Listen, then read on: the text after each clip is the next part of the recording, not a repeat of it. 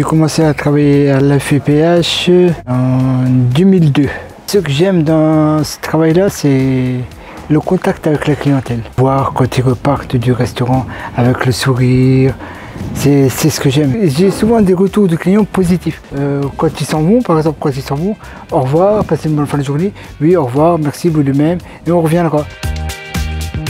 Imad fait partie des 10 salariés en situation de handicap employés au restaurant L'Atelier Gourmand. Sur l'ensemble des Ardennes, la FEIPH emploie environ 300 personnes. On a effectivement beaucoup de sites aujourd'hui qui nous permettent d'insérer des personnes en situation de handicap.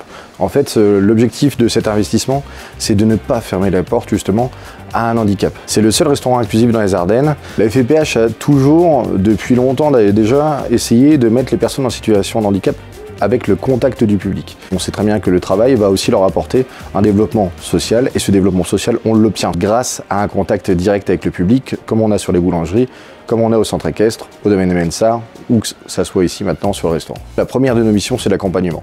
Les accompagner, pas forcément que dans le travail, on est là aussi pour les accompagner et les faire évoluer pédagogiquement parlant. Alors le mot pédagogique paraît peut-être un peu gros, mais en fait la pédagogie regroupe un bien-être complet de la personne. Si le chef cuisinier Christophe Arnold a déjà travaillé dans de nombreux établissements, c'est la première fois que cet Ardennais d'origine intègre un restaurant inclusif.